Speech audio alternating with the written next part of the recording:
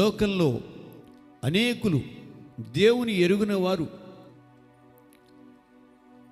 సృష్టికర్త అయిన దేవాతి దేవుని సర్వమానవాళ కొరకు తన అమూల్యమైన రక్తాన్ని చిందించి ప్రాణం పెట్టిన దేవుడు తన దివ్య మహిమను విడిచిపెట్టి మనిషి రూపంలో మట్టి మనుషులమైన మనల్ని ప్రేమించి ఈ భూమి మీద మానవ రూపిగా జన్మించినటువంటి దేవాతి దేవుణ్ణి విస్మరిస్తూ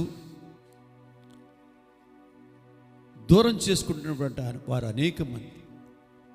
వారిలో అనేకమైన విధాలుగా అజ్ఞానంతో కూడుకున్న తలంపులతో దేవునికి దూరం అయిపోతున్నారు. దేవుడు లేడనేవారు కొంతమంది.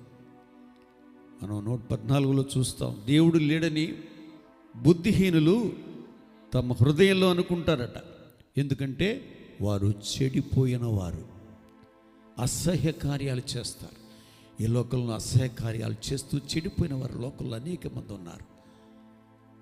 అలాంటి వారు దేవుడు లేడు అంటారట. అయితే దేవుడు ఉన్నాడా లేడా? అసలు ఎవరు దేవుడు? కీర్తనల గ్రంథం 100వ కీర్తన 3వ చరణంలో ఈ మాట చూస్తే ఇక్కడ స్పష్టంగా ఉంటుంది. యెహోవాయే దేవుడని తెలుసుకోండి, ఆయనే మనల్ని పుట్టించెను, మనము ఆయన వారము, మనము ఆయన ప్రజలము, ఆయన మేపు గొర్రెలము. దేవునికి స్తోత్రం. కృతజ్ఞతార్పణలు చెల్లించుచు ఆయన గుమ్మములలో ప్రవేశించుడి, కీర్తనలు పాడుచు ఆయన ఆవరణములో ప్రవేశించుడి, ఆయనను స్తుతించుడి, ఆయన నామమును ఘనపరచుడి.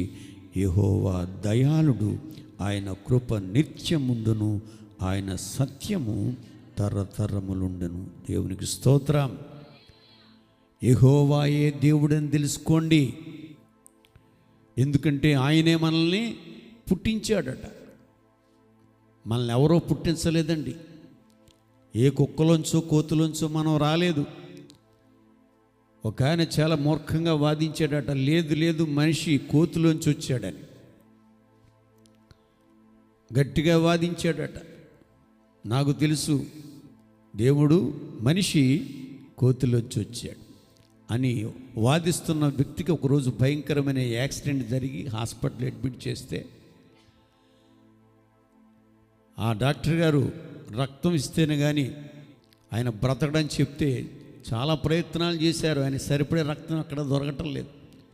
మొత్తానికి ఆయన స్నేహితుడు, వీడు బాగా మనిషి కోతులోంచి వచ్చాడని వాదిస్తాడు కదా, కోతి రక్తం తీసుకొస్తే బ్రతుకుతాడేమోనని, ఒరే నీకు కోతి రక్తం తీసుకొచ్చి ఎక్కిస్తారటంటే, అమ్మ ఆ కోతి రక్తం నాకు వదిరా చచ్చిపోతాను అన్నాడట.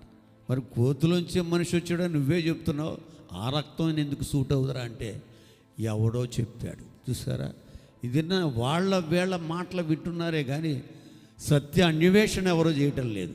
దేవునికి స్తోత్రం. మనిషిని పుట్టించిన వాడు దేవుడు. సమస్త సృష్టిని, ఆకాశము, భూమి, సముద్రము, సమస్త జీవరాశులను కేవలం నోటి మాటతో కలుగజేశాడు. అయితే మానవులమైన మనల్ని తన స్వరూపంలో తన స్వహస్తాలతో చేసుకున్నాడు. అందుకే మనమంటే ఆయనకంత ప్రేమ. దేవునికి స్తోత్రం.